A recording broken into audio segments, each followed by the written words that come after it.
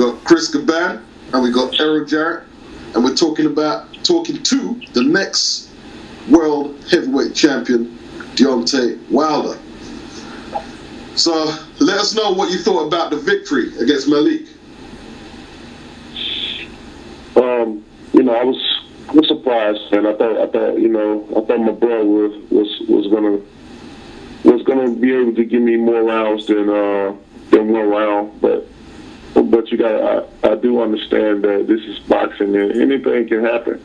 And the thing is, not only does I have power in my right hand, but I also have it in my left hand as well too. And the power is definitely is something serious. You can't deny it. And anybody that get touched by me, is liable to go down. I take this sport serious.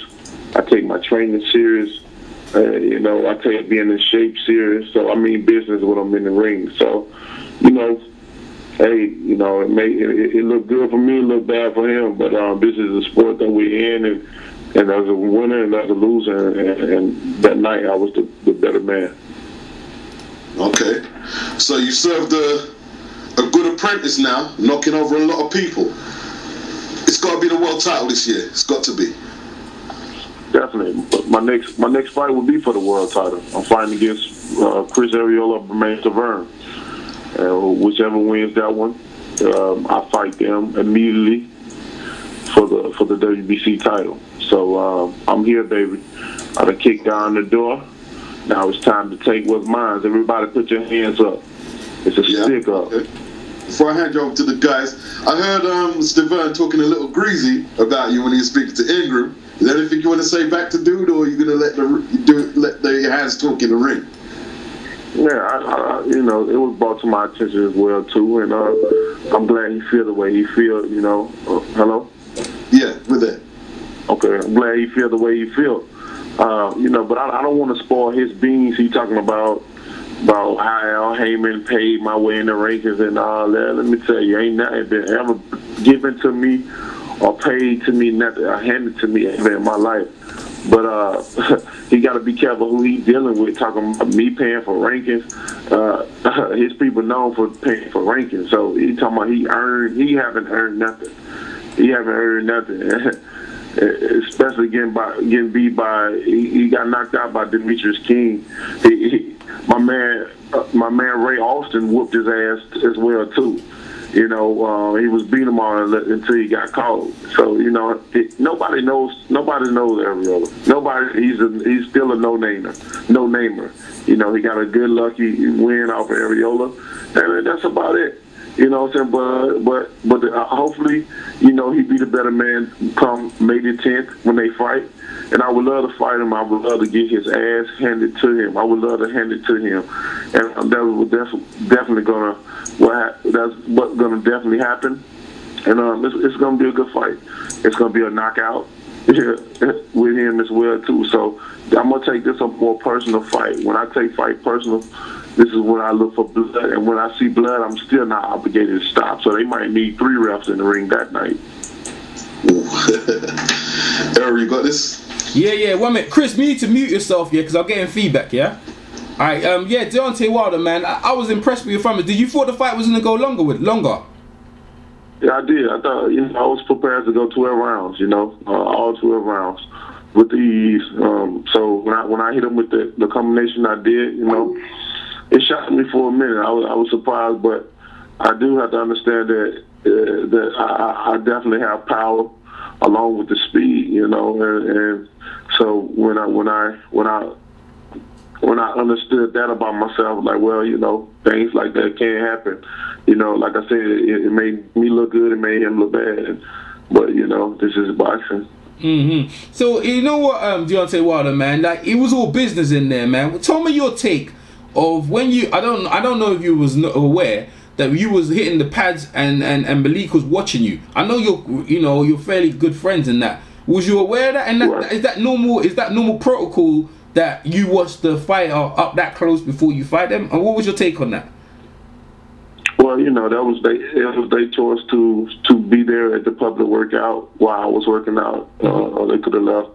But I think they was there because we was hearing them on the end. They was trying to strategize and try to see any weakness that I had in me and stuff like that. But you know, you're not. I feel if you already, your mind is already weak about going into the fight, or you have any doubts or you're scared, I feel like a fighter shouldn't watch. Not saying that he had those feelings.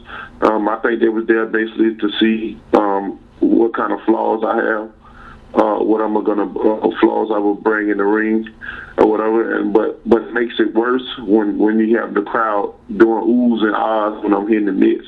It makes it worse for the fighter because he got to get in there with it, and you hitting the mitts being pounded, and you just imagine you got to get in there and feel the fire from the gloves as well too. So it didn't bother us. We was having fun. I was playing around as well too because I never reveal everything about me in a public workout. That's just something you just don't do. I like to play around and stuff like that, and then wait till the time of the night come and I show you what the bronze bomber bringing, baby. Yeah, man, you definitely did, man. You know what I was like? I'm looking at you. You're looking the most devastating prospect in a minute. I mean, people try to say, this and that and this and that, but people recognize that I saw your short power. Like you've got tremendous power, and it's like you've got stronger, and like you're not getting hit. I don't see any of these guys taking your power right now. I think maybe this year, like beats this brought. I think this year should be your time. I mean, I don't see any of them guys taking your power. I don't see them because you've got the reach advantage. We was talking about in heavyweight history. You've got the reach, right, and then you have power at the end. And quick, like hand speed as well. Ain't no one seen that before. Like we was trying to think of what heavyweight in the past we've seen like you and. Larry Holmes has probably got the length and that and probably like that, but not with the power at the end of this. Real devastating. And we're looking for some, we were talking about Rocky Marciano's record, man. It's a possibility, right? Oh, definitely. I'm going for the number one spot. When I do things, I like to be the best at it. I like to set a history. I like to set records. A lot of people try to label me as other fighters, or you're the next, this Mike Tyson or the next, I don't, it's a great compliment that people say that, but I don't want to be the next Mike Tyson, Muhammad. I want to be the new Deontay Wilder. I'm Deontay Wilder, and I want to set goals high beyond what they've done. I want to go further, especially for my expectation of what I'm doing. So I'm looking forward to breaking records and putting my name at the number one top, man. And the division is wide open. Like I said, nobody has never seen what I bring to the table. All these fighters, all the fans, all the critics, all the whoever, they can say what they want. They can say what they want. Almost each and every time I enter that ring and leave that ring with a question mark, I'm doing my job because the next opponent is not gonna know how to strategize against me. The only thing they strategize is he got power in the right hand. Now they're gonna see I got power in the left hand. Now they're gonna shit on themselves now because they ain't gonna know what to do. The only thing they're gonna feel like they gotta do, try to take them to deep waters and not get hit. But the thing about it, you're going to get hit. It's just when you get hit, because my speed is crazy, like you said, for a big man and stuff like that, man. But I take it seriously, man. God has plans for me, and He's blessed me with powers. And once God grabs hold to you and have plans for you, no human being on earth will be able to stop that. And people, they're going to have to realize that you can put them all in there. Put the fire, and to clear up. Once I get this belt, they all line up now because ain't nobody gonna be able to run because I'm gonna have what they want, and that's what I want. That's been the whole plan, the whole idea. Forget about making fights with these fighters. I'm like, all right, so because that became a difficult task. No matter what these fighters say, he won't fight me or they won't fight me, nobody won't fight me. That's bullshit. It's been it's been a lot of time we done offer guys and they just sold themselves out of the fight, and then they want to go on Twitter or they want to go on the interview and say people running for me or they didn't offer them or tell them shit, man. That's bullshit. But once we get these titles. Once you get the titles, you ain't got to worry about it because now they got to come to me now. Yeah. So that's gonna be big when I get the titles. There ain't nobody gonna be able to run. You need to clear up the allegations are fixed. It clearly wasn't fixed. On Bad Left Hook, I got some still photos where you clearly see The right hand splits the glove. Just clear all that up. You know, they be throwing Al Heyman and you under the bus. Clear all that up for the people, man. Yeah, well, just to the people, just to clear up, you know, what the right hand that split the glove really wasn't the effective punch. You know, that just knocked his equilibrium. What knocked his equilibrium off? Yeah, the left to the temple. The left hook to the temple. That was the shot that done it for him and knocked him off his equilibrium. And the right hand was just the icing on the cake that split the gloves and finished it. I went back and clarified that with my bro after the fight. I asked him, you know, what happened, because I was super surprised. It was the first round. I asked him what happened. He said, man, the words that came out of his mouth, he said, your hard hitting ass. He said the left hook to the temple, it numbed my whole right side of my body. He said, I tried to get up. My mind was responding, but my body wasn't at. And I tried. He said I was trying to get up, but I couldn't. So that clarified right there, and it's clearly picture shows that the right hand split the glove. You know, and there have been times where I done broke guys' wrist from trying to block a punch. You know, let alone splitting it. So that right there sums it up. And then in the discussion, man, you know, I don't care what people talking about. Malik got a heart of a warrior, man. He'll never dive or nothing like that. Ain't nobody paying no money. It's real. It's real. And anybody want to test the power, do me a favor, sign a waiver, and I'm gonna put you in the ring. And I'll hit you and let you feel it. Kris, go ahead, Kris. Yeah, he's on mute, bro. Go ahead, Bomb Squad. Hey, Bomb Squad, hey, you know what? You the heavyweight guy. You've been around the world, man. You've been to Puerto Rico. You've been to England. You fought in America. You building your base well, man. You know, you're doing what champions of old was doing from the past, man. You know, you go around building your base, and that's the way you need to do. You know. Exactly. That's the ideal whole plan. Now, you know, first of all, I love traveling. You know, that's one of my things, and I feel like, you know, if I go outside of my comfort zone, you know, that I can market myself and have all the peoples on my side. You know, everywhere I go, no matter what country I go to, you know, people tend to cling to me because first and foremost, besides the fighter, they see my personality. And I had an old man in Puerto Rico, and he was just sitting. He was one of them old men that sit with his leg crossed and observe the scenery and see what's going on. And after everything's cleared up with the fans and stuff like that, and the people's talking, he came to me, and he said, you're a very lovable guy, you know, and I see why. He said, your personality steals everybody. He's like, you're so humble, and you can, and the way that you interact with people, you can talk to anybody. He said that's great. You know, I told him, like, I love everybody, no matter where I go. You know, I don't feel like I'm better than nobody else because of where I'm from or you know, what region I come from. Like everybody, I love people. You know, I'm a people person, so I sit and talk with anybody, you know, about anything, you know, and that's just my personality, and people cling on to me because of my personality, not just because of my boxing, but just because of my personality. And I think that's a plus for me because I gain fans all over the world each and every time, and that makes me much stronger far as my fan base. And when I go places, people want to see, oh, Deontay Wilder here, the Bronze Bomber, or they know about the knockout artist or the knockout king or whatever you want to put knockout on the end or before anything. They come here. Man, I got a big ovation when I came in that ring. It felt like I was a Puerto Rican, which the Puerto Rican people said I'm an honorary Puerto Rican now or whatever.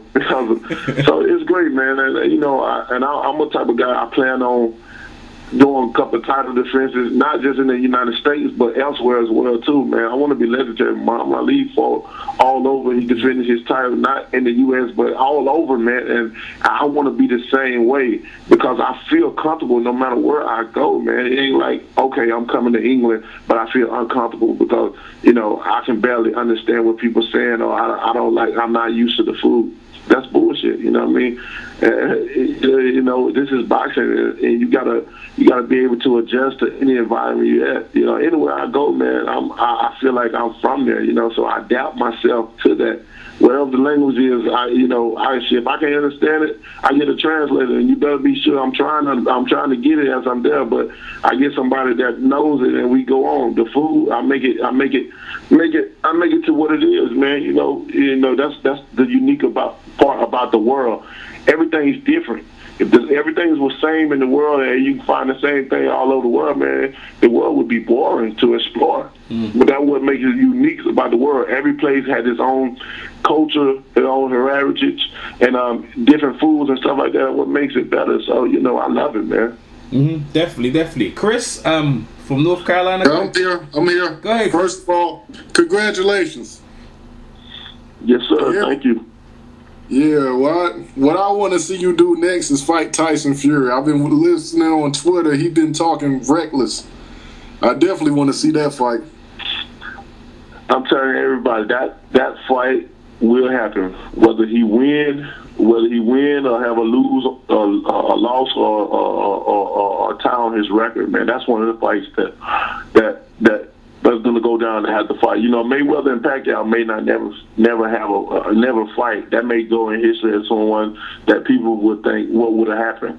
But Deontay Wilder versus Tyson Fury, that will be one that will happen. You know, and I want that one. The fans want it, and you know, and not only will I be the world champion, but I'm always be the people's champion, and I always try to get the people what they want. And I want that fight. You know, but I really feel each and every time I get in that ring, they see what I do, no matter how long it lasts. You know, that's setting them each and every time, because Tyson, many times you've seen him go down, and even with smaller guys, and God knows only the damage I'm gonna do to him when I get in there and fight him. You know, you know.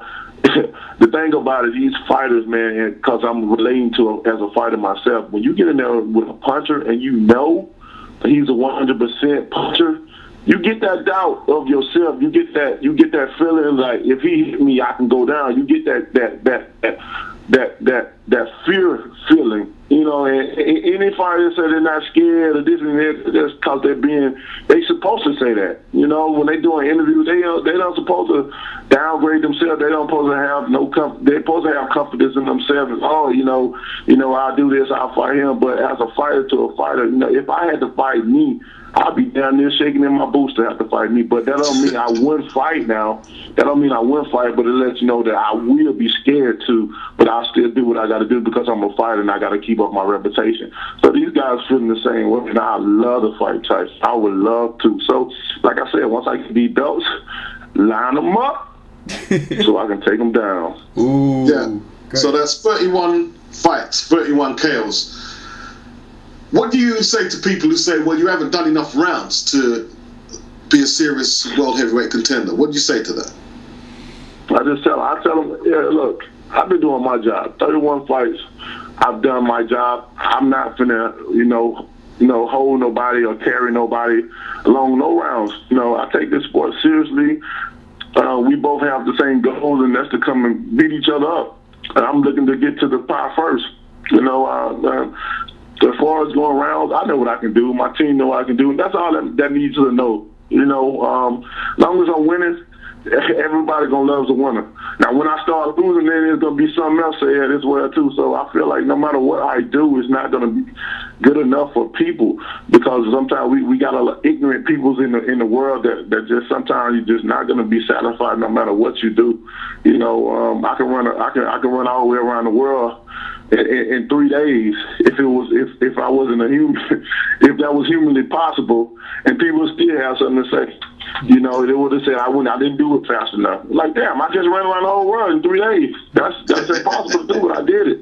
But you didn't do it fast enough. So, you know, I don't care about that, man. You know, like I said, you know, I'm looking at it to set history. If I don't ever go past 4 rounds, man, do you know how big that makes me?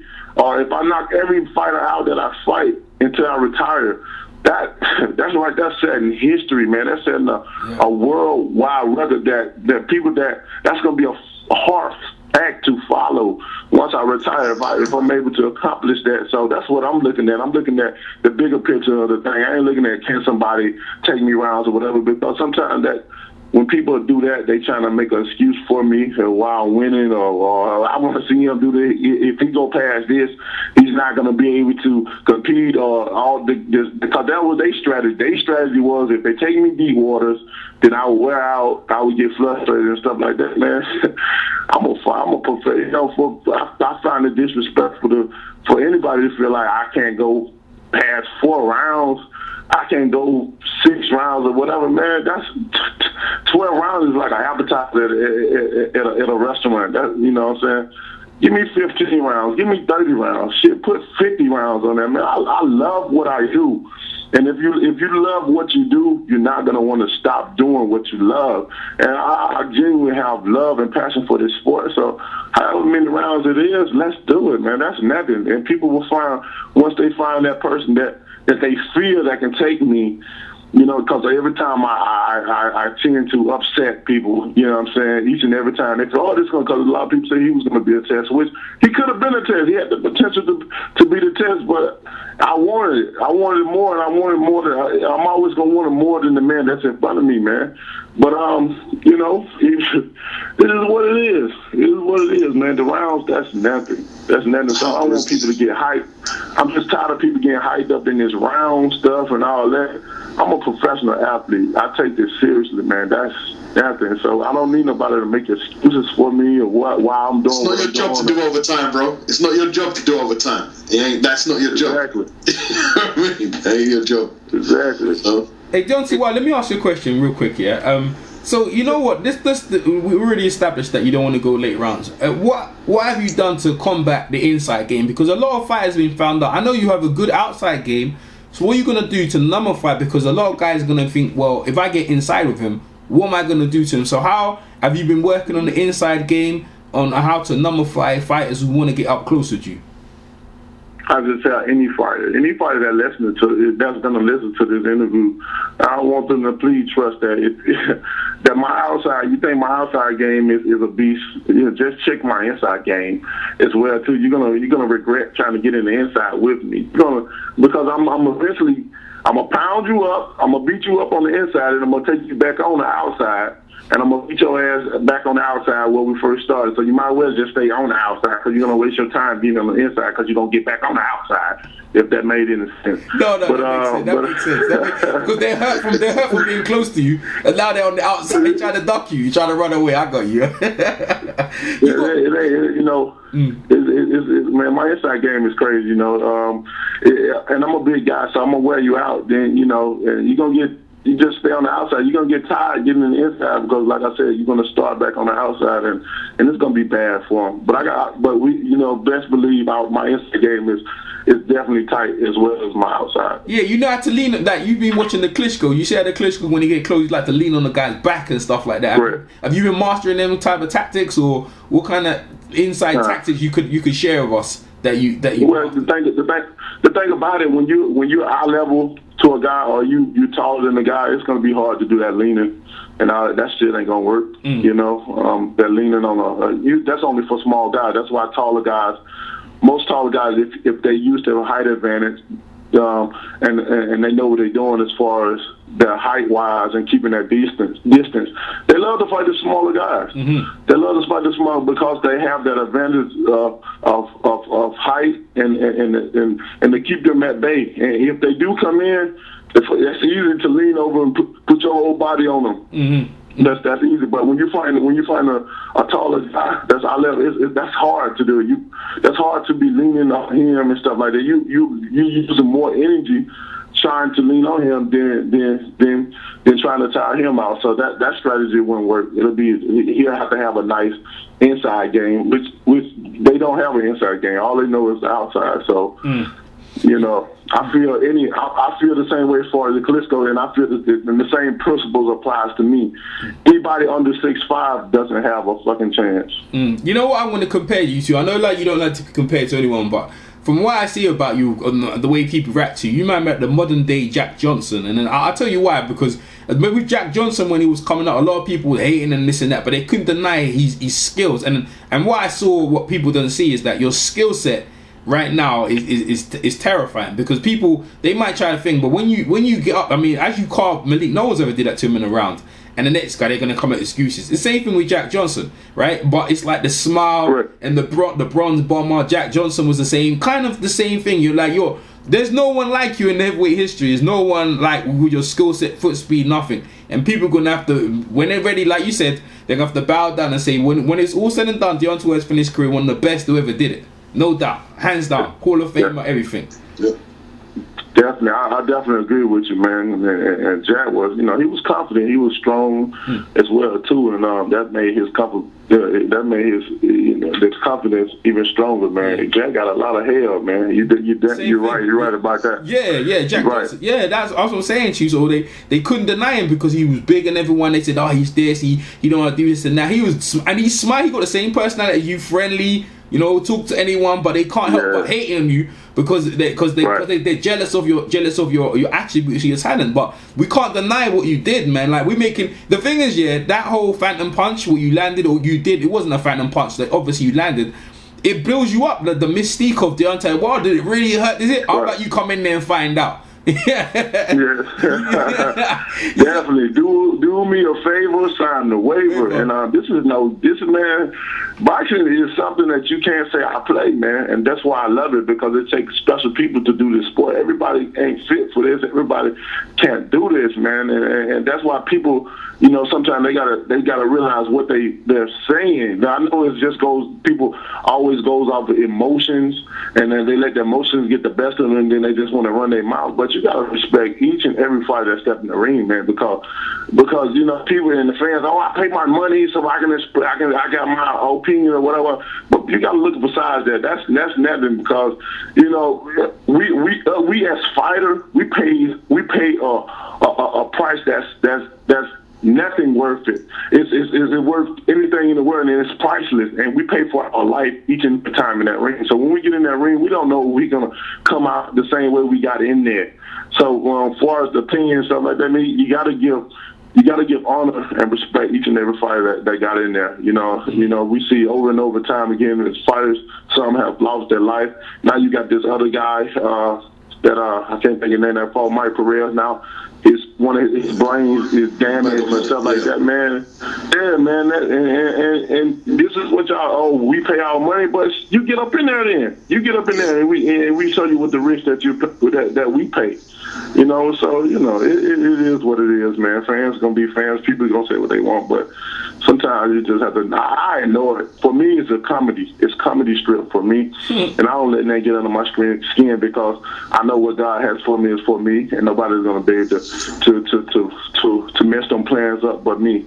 And when people say stuff about me, I laugh and I'm excited at the same time, because they had to think about me to say anything about me. So now they're thinking about me, and then when they spread the word, they put my name in somebody else's mind to say something about me, whether it's good or bad. So I'm on everybody's mind. If I'm on everybody's mind, they talking about me, and my name getting bigger and bigger. So it's a plus for me. Yeah. So tell me, do you read a lot of the headlines? What people write? Do you read it, or do you just no, most of it? No, I don't. I don't read all the headlines. I don't really get into it. Most of the time, if it's something serious about what somebody say, even when Tyson say a couple of things, because every time he tweets some stuff, it most of the time never come to me or whatever. Maybe because sometimes he don't do it right as far as put my name right or something like that, and somebody bring it to my attention. I'm just using him as an example, but and then people bring it to my attention, or if it's someone on the web. I got my brothers, I got other fans, I got a lot of people in the business. Have you heard about what this guy said, or interview or something? I've seen a couple of interviews y'all guys did with other fighters, and y'all express y'all opinions, shit like that. But but I don't go looking for that. I don't go, because I really don't care what people say. And then when I do go and find an interview, I'm like, okay, that's interesting to know. Oh, that's cool. All right, I know what to do when you get in the ring. Did you see our Amir Mansour interview? Did you see that? Oh my God! Oh my goodness! This guy. I think his mind's still instituted, man. This guy. But when he's saying all the right things. He's saying what he's supposed to say. Mansour would. don't have a chance in this damn ring with me. Not far as surviving, he don't have a chance. He don't have a chance in the world, man. He's a joke to me, and I'm just gonna continue to keep laughing. Talking about he hit 2 and 3 times harder than me. Boy, you better go back and lift some more weights, man. Because what we got over here is special sauce, man. This dude, man, like I said, nobody under 6'5" would ever be able to beat me. I wouldn't dare allow it. You know, he and Richard Towers, man. Not Richard Towers, but Richard fought Lucas. He fought Kevin Price, another tall fighter. Kevin Price, if he would have used his height and reached like he's supposed to, because he was giving them problems, you know, getting in. You know, if he would have used his height all the way through, you know, he would have won that fight. But he ended up losing it, and that's what it is. But like I said, that's a message to Mansour, to man sour, a man whatever. His name doomed. So it's whatever, man. Like I said, I'm soon going to be the world champion, and y'all guys have to battle for the #1 spot, and y'all get in line. Everybody get in line. There ain't no need to be mentioning my name, because if you do, that's just free advertisement for me. And I'm letting these fighters know, just get in line, and then you're gonna have your shot. Now is the time, and everybody's gonna have their opportunity, man, to see can they be a test against Deontay Wilder. No doubt. Kris? Yeah, I'm just looking forward to you bringing the belt back to the States. We ain't had a heavyweight champion, and I don't know when. Man, it'll be an honor, man. It'll be such an honor and a pleasure to be able to put my name on a legendary belt, a traditional belt, something that like most of all the greats that had that name on, and for me just to hold it and have my name, you know, on there and hear the words of "and the new." You know what I'm saying? I can't wait, man. It'll be an honor, man, just to bring the belts down. Our plan is to defend it for defend the title a couple of times, and then go and try to unify all the belts. And that's our plan and goes, and that's what we want to do. So I can't wait for the moment. You know, when I won victory, you know, I just thank God for that, and here it is. It's been a long time coming. People don't understand why we have took the route that we have taken so far as develop me and to go slow and stuff like that. You know, nobody's not protecting me or nothing like that, man. Like I said, people, you know, some people just, they don't know what's going on, so they try to make up what they feel or what they think. And sometimes people even lie, "Oh, I heard this," when you ain't heard a damn thing. You just made that up. But you know, I'm glad the route we took, and now it's here. It feel like it kind of feel like, of course, we done took the long route, even in my eyes and even the other eyes. But now that I'm here, it feel like everything has came fast. I guess because now I'm here, and it's like, damn, everything so much. I'm getting all these people rushing at me now. This phone's been off the hook. It's like everything is in the moment right now. It's like everything feel like it's rushing, which they say, you know, success hard to come by, but when it do come, it go by. You got to grasp onto it because it go fast. Mm-hmm. And right now, you know, it's definitely coming to me, and that's why I'm still staying humble and keeping my mind down to a normal playing grounds, because I don't want to get. I'll never get the big head. That's just not my personality. Mm-hmm. You know, for me, I don't even like the word being. I don't even like the word when people, "Oh, he's a celebrity," or, you know, I don't really like that, because I feel like I'm Deontay. Wow, that's all I am. That's how I want people to treat me. I don't feel like I'm no better than the next person. Of course, accomplishing goals and dreams, but everybody have a goal and dream they should have that they want to accomplish. And if you're seeking to accomplish that, then that makes you just as much as of a man to me, because my goal is what I'm doing in my occupation. This is my occupation. You have your occupation and you got your goals and said so. What makes me better than you? We have goals and plans we're doing. We both fulfilling and trying to set that and get to the top. And that's how I feel, man. Mm-hmm. But it hasn't really been a long road. You've only been a pro and amateur. You've only been fighting for 8 years. And you won Olympic bronze in 3 years. And you've been a pro heavyweight for 5 years. So it hasn't really been a long route, in my opinion. Yeah. You know, like I said, it's been it's really good for others. You know, they feel like because I was the only one to win the medal, they feel like the first fight I should have been fighting Godzilla, and coming out. But people don't understand that boxing is a business first and foremost. Everybody has their own strategy with their fighters or what they want to do with them. Yeah. Sometimes you feel like you're supposed to push a fighter when that fighter shouldn't be pushed, and you should take him slow and then push the other fighter, because sometimes you can push a fighter too much where there may be too much pressure on him, and you just trying to stick him out there because of what people saying, or you feel he should go out there. And sometimes I do believe in the timing is not right. But for me, we've gone slow, and every opportunity I have, every moment, my time was at the right time. It seemed like everything I did, it was at the right time. It was at the right time because we set a plan and we stuck through it no matter what people have said, no matter what people called, the media have put out. We don't care. We're doing it our way, and that's it, and we stuck through that. And I advise every manager or promoter, whatever, forget what people say, man. People going to say whatever. Take it. If your fighter, if you need time with your fighter, take them the right way, And for those that don't understand the business, we always say, hey, how about you go find a fighter, you bring them up the way you want to bring them up, and then when you and see how you do. Mm-hmm. Everybody just can't be rushed, man. That is, I feel like everybody, just like Floyd. Floyd was a champion early. He had a lot of backgrounds, and maybe in a year or so he was a champion. Yes. Everybody's not. I feel like everybody has their due season. It may not come when you want it, but it's on time, and God had that plan for his season to be an early champion. For me, it wasn't for me to be an early champion. It was for me to be a late bloomer. For me to grasp on and learn the sport and do it. Everybody can't have that success in their career. Everybody's going to have a different path, and that wasn't my path, but my time is now. My season is due right now, and I'm finna reap all the rewards of it.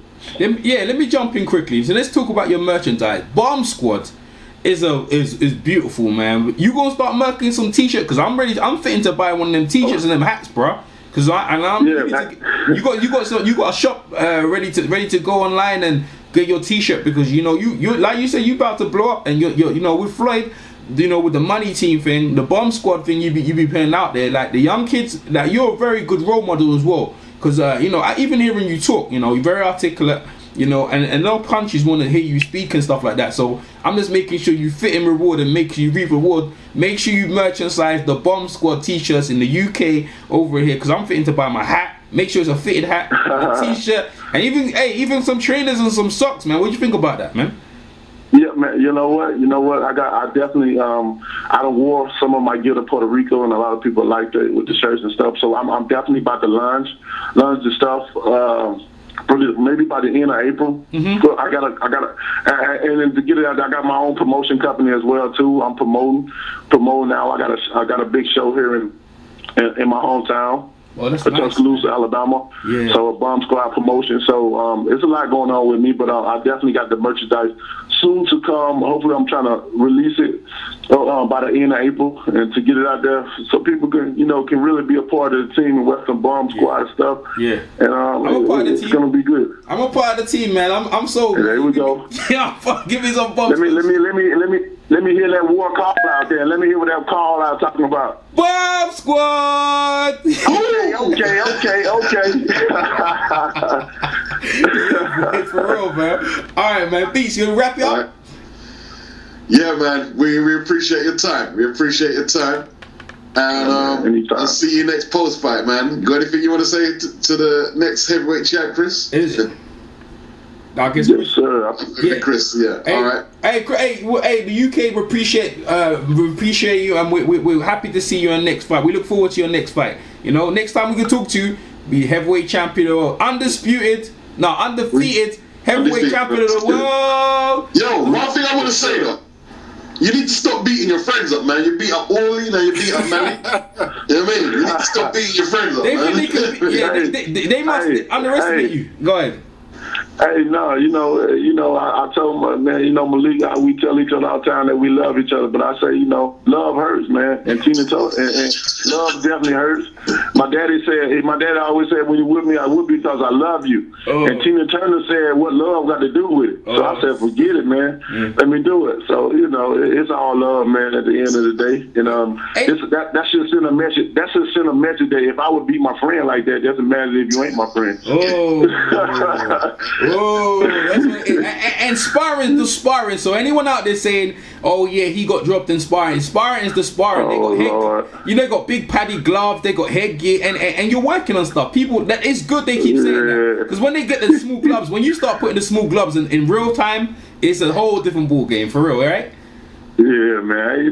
Sparring. People want to say anything. I laugh at this stuff when they bring up stuff about sparring or you got knocked this and they don't even know that. Even with the David Hay thing, that particular moment we was working on, because you see how close I am. I never come at a coach as a close fighter. And so we had to be working on something, in which he did what he's supposed to. We worked on something, and he saw the hit and he took it. It was a little stern, but I was right back on it. It wasn't nothing, but people gonna take it and they edit it. Of course, he said he himself. I'm sure they edited the video. They didn't show all the things I've done, because I'm always still in the sparring session and all the things. But I don't get into all that, man. I let people have fun and whatever they want to say, I let them say it because I know the truth. And once you know the truth in your heart, deep down, you're satisfied no matter what people say because you know. Yeah, that's right. I mean, boy, like you said in it, let them if they even in sparring, if anyone gets the better of you, that's the sparring.